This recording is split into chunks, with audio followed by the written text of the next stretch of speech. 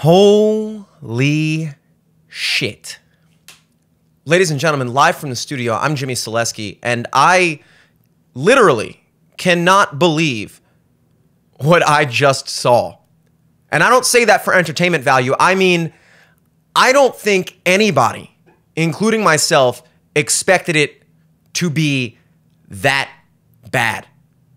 I mean, we all expected a characteristic Joe Biden come out flat, gaffe a bunch, lose his train of thought, but that was legitimately hard to watch. I could not believe it was real. Yesterday, I titled the show, "Here's Why the Debate Won't Matter." And I said that for a multitude of reasons. I said it because of the timing, 4.5 months out from the election itself, 3 months earlier than any other presidential debate has ever been in election history. I figured, well, you know, by the time this election rolls around, the June debate will be a distant memory. So as long as Biden can string together a semi-coherent performance, it won't matter. I said it because of the format itself, all the new-fangled rules that CNN set up, that Biden demanded, that Trump agreed to, the muted microphones, no live audience, all things that I figured would absolutely play into Biden's strengths and you know, not favor Trump's strengths. I thought all of that combined was surefire that this debate was just purely for entertainment value. It wouldn't mean anything. But that's because, again, I had no idea. I don't think anybody had an idea of just how bad things have gotten with Joe Biden. It's almost not even fathomable, given that just a few months ago, speaking of 4.5 months ago, because we talked about how long of a time 4.5 months is, just in terms of, again, how far away we still are from the election and how irrelevant I thought this debate would be because of that. 4.5 or so months ago, we saw Joe Biden do the State of the Union address, which was not alarmingly bad. It wasn't, I mean, like, again, we've set the standard for Joe Biden as such that as long as he can, you know, appear to be semi there, that's a passing grade for him. That's a B+ for Joe Biden. You were there, you said all your sentences correctly, and he did that. And he even, I mean, regardless of the fact that he clearly was on some type of like stimulant-induced tirade during the State of the Union address, they were just like, just keep yelling. Just keep yelling. That'll make it seem like you have energy. Just yell, yell, yell. And he did. He did. For however long that was, he did it. I was actually somewhat surprised at how well he pulled off the State of the Union address. Not that it was good by normal standards, but it was very impressive by Joe Biden standards. I kind of figured we would get the same deal last night. I kind of figured, you know what? This guy only speaks in front of the public once every, like, 6 months, really. I mean, when we did the State of the Union address episode a few months ago, I joked that this is basically the once-a-year occurrence where you get to actually hear the president speak to the people, not his press secretary, Karine Jean-Pierre, not some other guy, not like a clip of him speaking at some smaller event. No, like this is the one time a year we get to actually hear the president speak.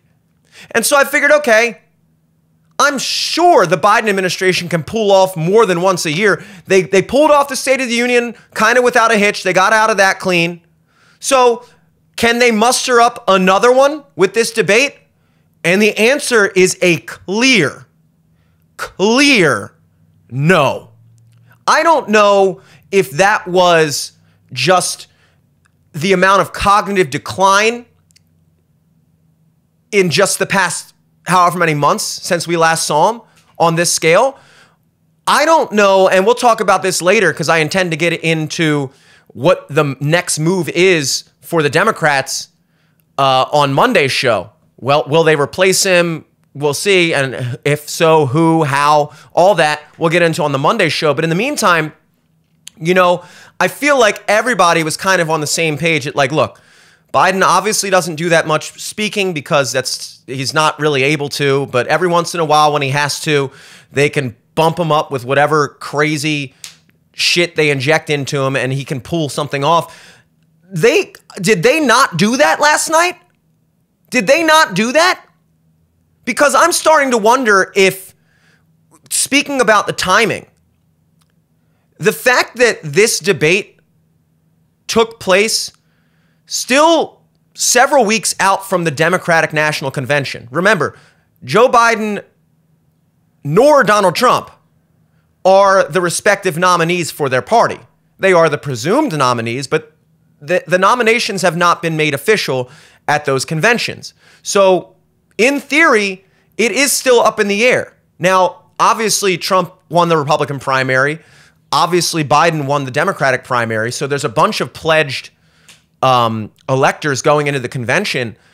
But I do wonder if the fact that this debate occurred before that convention, and that, again, this never happens. As I mentioned yesterday, the earliest debate in election history prior to last night in an election cycle was September 21st of that year. September 21st. There's usually on average about 3 debates between late September to late October. This election cycle, we were scheduled for 2 debates, one in late June and one in early September. So even the later debate of the 2 is earlier than the earliest debate we've ever seen in the past.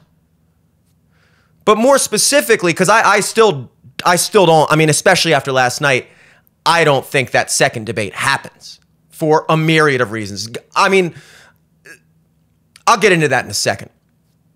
In the meantime, specific to last night's debate, the timing before the Democratic National Convention, I wonder if this was somehow potentially part of a plan to get Joe Biden out before they have to officially nominate him. And the way they were going to do that is by putting him up on that stage before they officially nominated him. And I guess what? Not dosing him up with whatever shit they gave him for the State of the Union and every other time he's managed to pull off a semi-coherent speech when it mattered. I guess they just didn't give him that this time and just threw him up there raw, threw him to the wind, and now the American public legitimately saw what he actually is like. This is the guy that is running our country, and this is the guy that we're supposed to have for another 4 years? He hasn't even started his second term yet. And there is nobody, Democrat, Republican, Independent, there is nobody who is in this planetary realm of reality that is not in awe of what we witnessed last night. And I wonder if that was purposeful. I wonder if this was a way for the Democrats to literally just throw Biden under the bus, to throw him out there, let him expose himself to the public, and now going into the Democratic National Convention, they can have a very open conversation about who they're going to replace him with, and it won't seem like it's a problem with the Democratic Party platform. It'll just seem like it's a problem with Biden himself. I think that could be the play. I don't know. Again, we'll talk about that on Monday. But in the meantime, by the way, new liberal cope just dropped, in case you guys are wondering. You know what the cope is? And this is beautiful. I love this. Every liberal person you know, every Democrat, every Biden voter, every single one of them is all over social media today. And you know what they're saying? Oh man, I'm so embarrassed for our country. I can't believe these are our 2 choices. My brother in Christ, we're good. Don't make this an us thing. Your guy was one notch away from brain dead. Your guy could not complete a sentence. Your guy was so bad that even though I would never vote for him, I don't like what he represents, I don't like his policies, I was rooting for him about halfway through that debate to finish a sentence because I could not bear the secondhand embarrassment of witnessing this man flounder on that stage for 90 minutes. Witnessing this man destroy himself, embarrass himself on an international scale. He gets to the point where the moderators actually have to jump in and stop him. And that clip is right here, by the way. We'll play that real quick. Making sure that we continue to strengthen our healthcare system, making sure that we're able to make every single solitary person eligible for what I've been able to do with the with the COVID. With dealing with everything we have to do with. Look, if we finally beat Medicare. Thank you, President Biden. President Trump. Well, he's right. He did beat Medicare. He beat it to death. And so you see there, the moderators literally just stop. Okay, thank you, Mr. Biden, because he has no idea what he's saying. His voice sounded like he had been screaming into a pillow for 3 weeks straight. And apparently he had been just locked away rehearsing for this debate, preparing for this debate for weeks. So literally just not governing, I guess, just focused 100% on preparing for this debate, which shone through. I mean, you could tell that every single talking point, every single line had been so ingrained in his mind that he was just running through it with like zero connection to what he was saying. Just the only thing that kept him even able to say anything was the fact that he had repeated it so many times over the past month or whatever that it just kind of fell out of his mouth whenever he opened it. But that you never once got the feeling that he was actually behind anything he was saying. And again, I literally got to a point where I was just kind of hoping that he could finish a thought. And I'm going to give Trump credit on this because Trump, you know, the guy that they try to make him seem to be in the media, this like horrible, heartless human being that would pick on people when they're down or whatever. Dude, you could see in Trump's face at certain points that even he felt sorry for Joe. There are so many times when Trump could have gone so much harder. The worst thing he said, I think, during that debate was, and I'll play this clip. And I'm going to continue to move until we get the total ban on the total initiative relative to what we're going to do with more Border Patrol and more asylum officers. President Trump? I really don't know what he said at the end of that sentence. I don't think he knows what he said either. Look. That's the meanest thing Trump said. And that was tame. I mean, I honestly feel like I can't be the only one that noticed that, like, dude, I have crossed over into feeling bad for Joe Biden. I mean, I still think that I don't know much about the guy. I really don't. I don't know if he's any more corrupt than any other politician. They're all millionaires somehow. They're all insider trading. They're all, you know, profiting off their name, and their families are all doing, like, I don't know how much more corrupt Joe Biden is than any other career politician. I really don't know. Maybe he is, maybe he isn't. He's a scumbag. His son is a scumbag. That pretty much goes for most of them. I don't know. So as far as I'm concerned, he could just be a run-of-the-mill, stock model level corrupt scumbag politician. So maybe you could argue that this is like payback for a lifetime of living that way, and now you get to spend your twilight years as the laughingstock of a nation, and it culminates in this debate, which, again, I really feel like will be the... I just can't see them doing this again.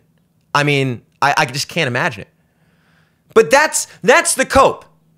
Because nobody can pretend that Biden did not absolutely embarrass himself and the Democratic Party and the country as a whole. Nobody can... The most staunch, avid, enthusiastic Biden supporter, if there are any, cannot pretend that that was not hard to watch. And so the play here is to try to link that, oh, so now not only is Trump obviously a piece of shit, insane maniac, liar, incoherent nonsense, joke of a politician, but now Biden is bad too. It's like, dude, what was wrong with Trump in that debate? I don't think he stumbled over one word. Like literally, that was his best showing I think any of us have ever seen. The guy got up there. He just, and this is what we said yesterday, how it was going to be. Two things. I acknowledged that Trump got out ahead of himself in the 2020 debate, the first one, and actually could be argued that he lost that debate because Biden just seemed like the more tame, composed person. And then the second debate, I think, Trump reeled himself in and won that one. This time around, Trump, and maybe the muted mics actually helped. I thought that this would kind of be a disadvantage to Trump because he wouldn't be able to kind of just throw in those quick jabs like, that he's known for because he'd be in jail, like that kind of stuff, But I think that the fact that the microphones were muted while the other person was speaking, it kind of like forced Trump to just be this composed, very articulate person to just get his points out during his allotted time. It actually played into his advantage. And all the guy had to do, as I said yesterday, is just say what is going on in the country. You don't have to spin anything. You don't have to fabricate anything or exaggerate anything. Just literally point out the window and you win the debate.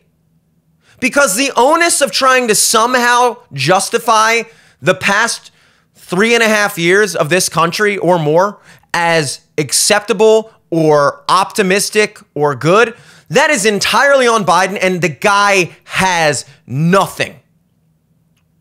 And there was something even extra pathetic about watching this lifeless, soulless, senile man try to rasp out these tired talking points.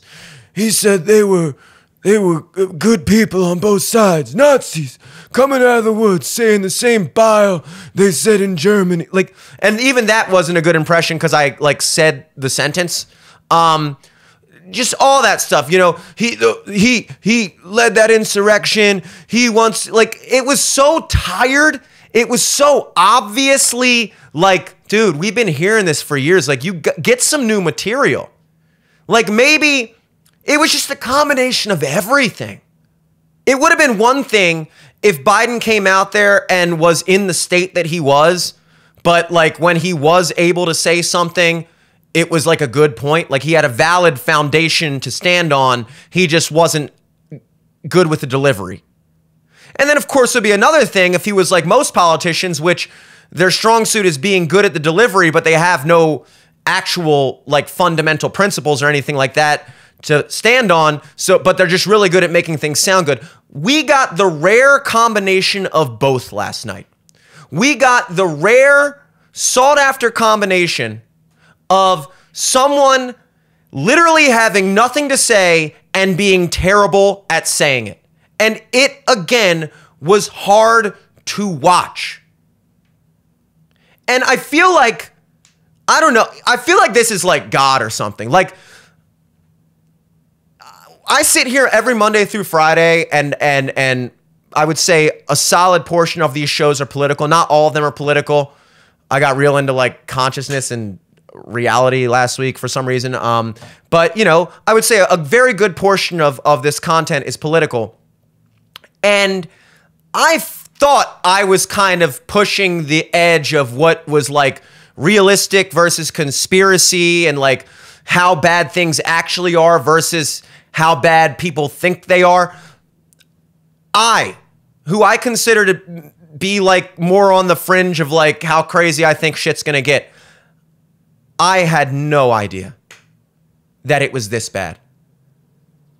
I had spoken to Democrat liberal friends of mine that they would say things like, I think the media, like, obviously Biden, they'll be realistic. They're like, obviously Biden isn't like who he was 20 years ago, but I think the media is really hard. I don't think he's nearly as bad as the conservative media tries to paint him out. And I'd be like, you know what? I actually agree. Because if you watch conservative media, they're talking about, like, did Biden shit himself at this veterans conference? Is Biden getting his diapers changed by his wife? Like Biden gaffes again, can't remember where he is. Like, and then you watch him again, like at a State of the Union address or something like that. And you're like, it was bad, but it wasn't that bad. Like, I think the conservatives might be kind of, running out, overplaying their hand, let's say. Last night was, I think, worse than even the most adamant conservative is on how bad Joe Biden has declined. I think it was worse than anyone expected. It was so far beyond what I expected that I literally cannot believe that happened. And and it just ties together everything that not just I have been saying, because nobody fucking watches his channel, but everything everyone's been saying.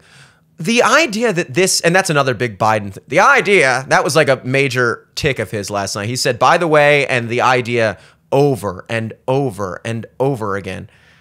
But the idea that this guy is actually the person making the decisions in this country as we speak, if you thought that up until last night, I'll give you a pass. I still think you'd be quite hard pressed to explain how you've come to the decision that Joe Biden is in fact in control of his own administration based off of everything we had seen prior to last night. But after last night, there is no possible way you actually think that that man is the person dictating the policies. Another thing Trump said that I think kind of displayed his sympathy. I think he really was feeling a certain level of sympathy for Joe Biden and the position he's in. Because where they were discussing immigration and Trump was talking about how many people have died because of the illegal border crossings and the open borders or whatever. And he said, hundreds of thousands of people are dying and this, that, the third, and the country's being destroyed. And Joe doesn't want that. He just doesn't know. He doesn't want that to be the case. He just doesn't know. This is horrible what's taken place. What's taken place in our country, we're literally an uncivilized country now. He doesn't want it to be. He just doesn't know. He opened the borders. Nobody's ever seen anything like. And we have to get a lot of these people out, or we have to get them out fast because they're going to destroy our country. I think that was again, was another one of those times where it seemed like Trump was saying, like, look, at the end of the day, like, we're not dealing with like necessarily an evil person. Like, the person I'm here debating is not here. I'm literally debating a dementia patient. I'm literally debating someone who is being used by the people around him as this lifeless Weekend at Bernie's puppet to institute these horrible, dangerous, deadly, self-destructive policies in our country. And Joe doesn't know what he's doing. He's not a bad guy. He's just not with us. And that's not something that someone normally would say in a debate. I guess we've never been in a position where we've watched a debate where someone was so clearly not present, so clearly cognitively compromised, that it didn't even feel like a debate. It didn't even feel fair. It wasn't enjoyable to watch. There were parts of it where, like, when Trump, the first time when Trump said, I don't even think you know what you just said. I had a couple drinks after my gig with the staff, some unplanned drinks on a Thursday night. Came back here, feeling a little good, feeling a little fired up, excited to watch the debate. Popped it on. Took me, obviously 20 minutes to find a freaking debate stream, because God forbid you can find anything on YouTube anymore or the internet as a whole other than just finding somebody else talking about it, like what you're doing right now. Who am I to talk? But finally found the stream, popped it on, and, you know, through the first couple back and forths, when Trump said a couple zingers, I felt like I was watching a Super Bowl. I was like, let's fucking go. Woo, baby. I was fired up. I was smoking a cig, drinking a beer. I was having a great time. This was like, you know, this is kind of like the Super Bowl for me in a way, for a lot of people. But even, again, towards the end, it was just, look, I think that last night opened my eyes, and I think last night opened everyone's eyes. I think the Democrats are having like an identity crisis as we speak. I can't imagine being in their position where they want so badly to be able to defend Biden, but they just can't. There's actually a clip I want to pop on of Kamala Harris, or Kamala, I don't know, whatever, on Anderson Cooper's show right after the debate. And she's pathetic. She's just so obviously a sleazebag, phony, just maybe the phoniest person I've ever seen on a screen.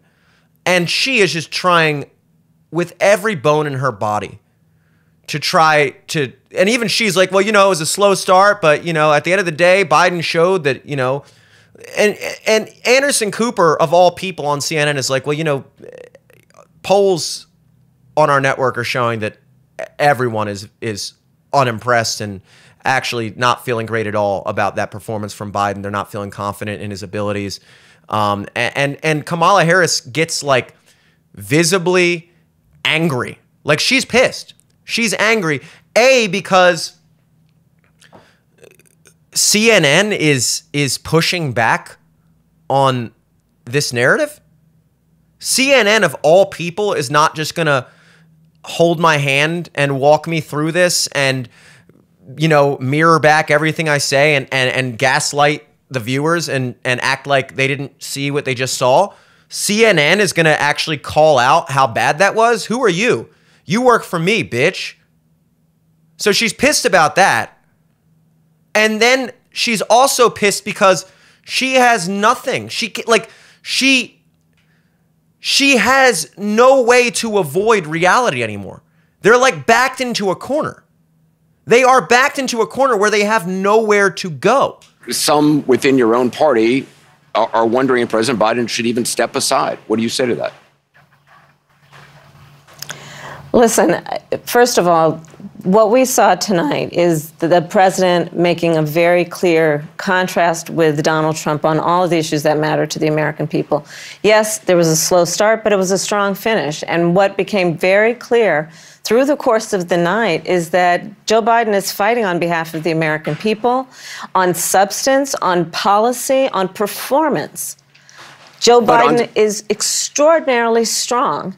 And but I'm sorry, that on substance and policy and performance tonight, I mean, the president's performance tonight clearly was disappointing for his supporters. CNN is reporting Democratic lawmakers watching the debate were worried about the president's performance. One said it was a disaster. Another called it a train wreck. Those are Democrats especially worried that Biden did not punch back on Trump's lies. Listen, people can debate on style points, but ultimately this election and who is the president of the United States has to be about substance. And the contrast is clear. Look at what happened during the course of the debate. Donald Trump lied over and over and over again, as he is wont to do. And just 3 years ago, we commemorated the 2-year anniversary of Dobbs, wherein women across our country have been denied emergency health care, all that may be true. All that may be true.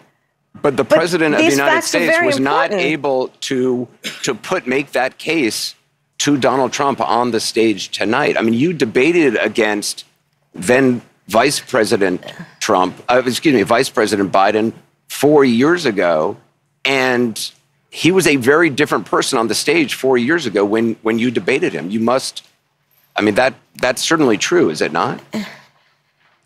Anderson, the point has to be performance in terms of what a president does. A president who incites an insurrection against the Capitol. No, but I got the point that you're making about a 1.5 hour debate tonight. I'm talking about 3.5 years of performance in work that has been historic. But whether it be the man who we saw on the stage tonight, is that the person you see in meetings every day?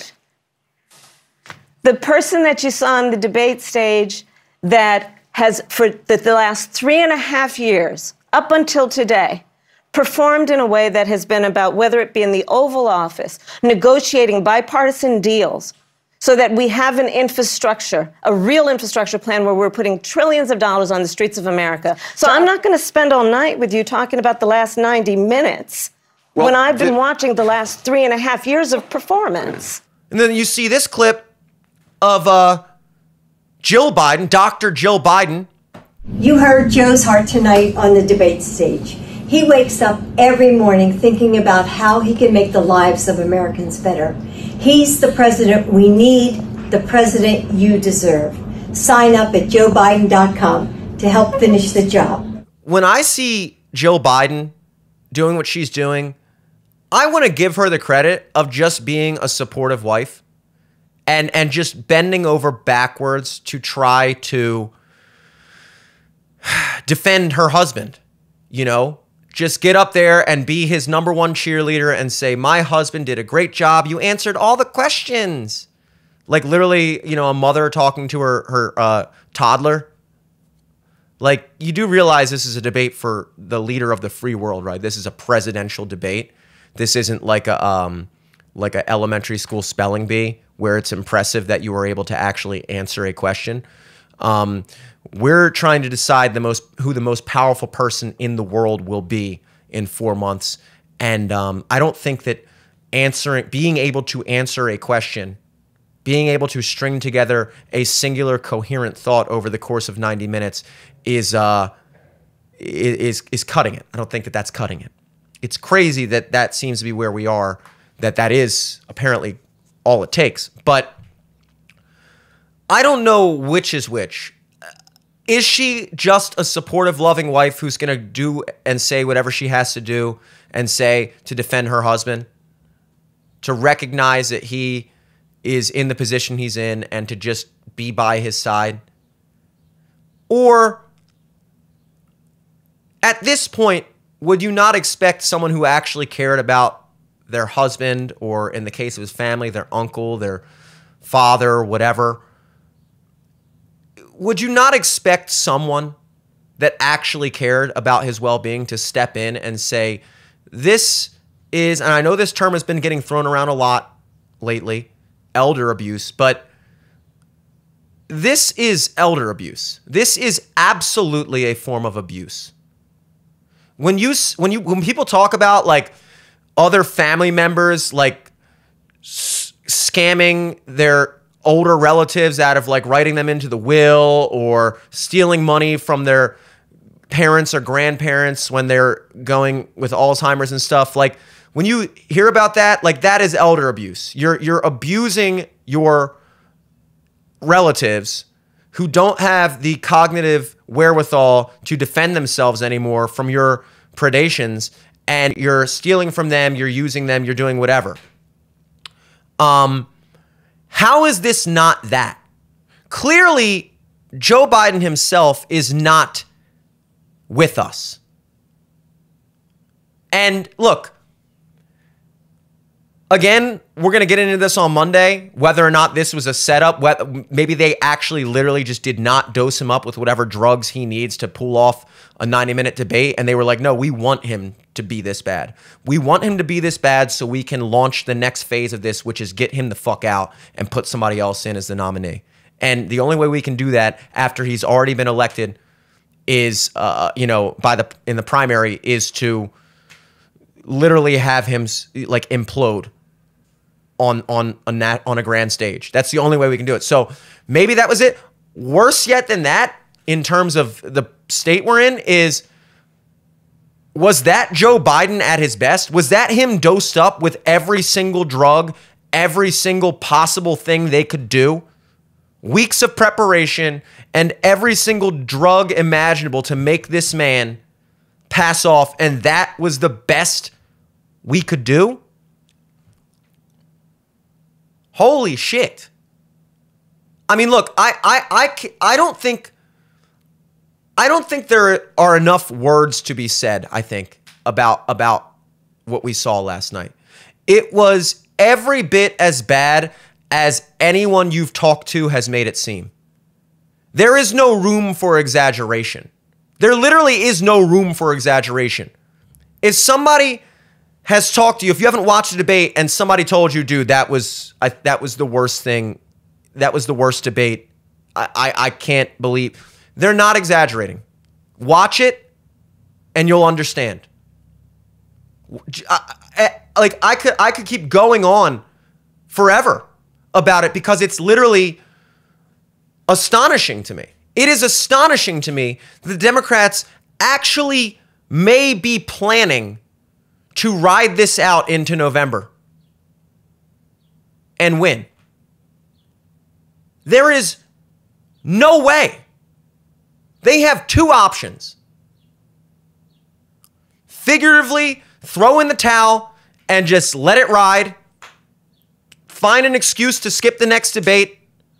And as I said before, I think that excuse will be putting Trump in jail come July 11th when he's sentenced. I think if the plan is to not replace Biden, then their only option at this point is to send Trump to jail for the rest of the election cycle so that they don't have to debate again in September, and they can try their damnedest to work the angle of Trump being in jail and try to, make people feel weird about voting for a person who's in prison. That's the only way. And even then, I think that they'd just be like, look, at this point, we just need to somehow walk, like they've accepted defeat, and they just need to somehow walk away with some sort of dignity by avoiding the next debate. So because, again, like I still think there is an element to this debate being so far back from the election itself that by the time the election rolls around, I tell you what, people are going to remember this. This will go down in history as the most insane display of a presidential debate we've ever seen. I have no doubt about that. People will remember this, but it won't be as fresh. It'll just be a thing. It'll be a thing that happened come November. And so if they've managed to skip the September debate, then this will be a distant memory. Trump will win. They'll put up with the 4 years of Trump or figure something else out and get him out of there. And then they'll just set their sights on 2028 or the midterms or whatever. So I don't think that there's any plan whatsoever that involves Biden, that involves them legitimately trying to win. We've made significant progress from the debacle that was left by President Trump in his last term. We find ourselves in a situation where, number one, we have to make sure that we have a fair tax system.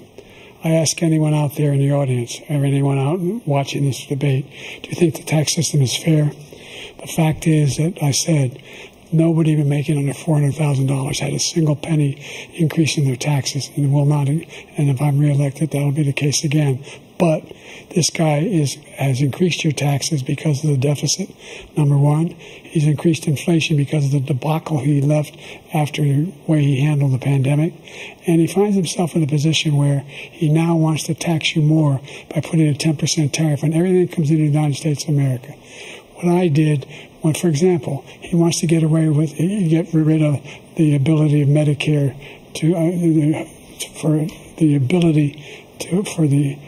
us to be able to negotiate drug prices with the big pharma companies. Well, guess what? We got it down to $35 for insulin instead of $400. No more than $2,000 for every senior, no matter how much prescription they need. You know what that did?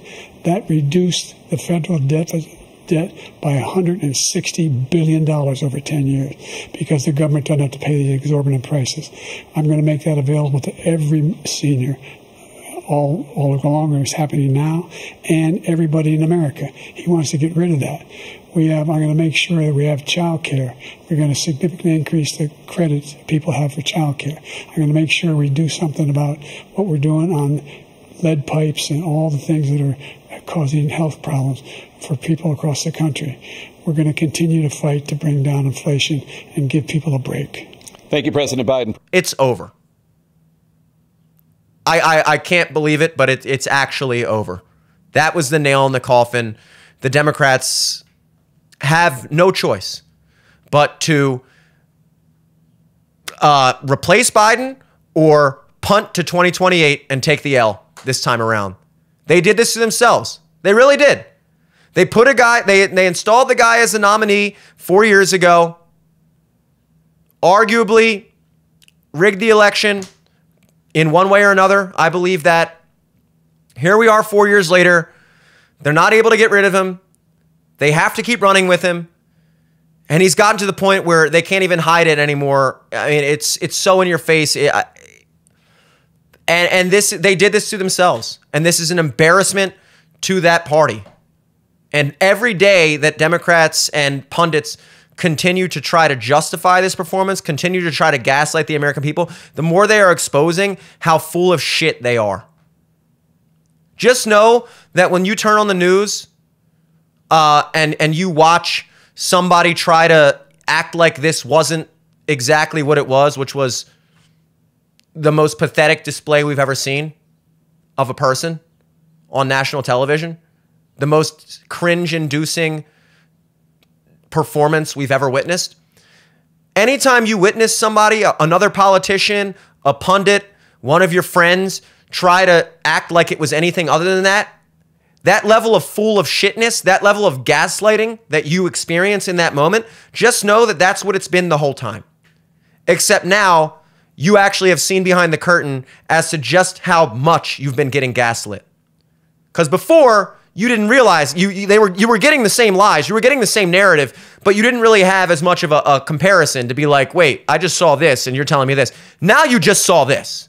And when they still try to tell you this, that major gap between the truth and what they're telling you, it's been there the whole time. We're just getting to see it for the first time. And it's a beautiful fucking thing. And honestly, that's God, dude. He didn't have to give us this one, but he did. A timely revelation of what we're getting ourselves into if we don't figure something the fuck out real quick. So who knows what happens next? Tune in for the Monday show where we're going to discuss possibilities. Where the Dems going to go, I don't know. And of course, new content on this channel every Monday through Friday at 5 p.m. So hit the subscribe button, please. Leave us a like, leave us a comment. My name is Jimmy Selesky. Till next time, peace.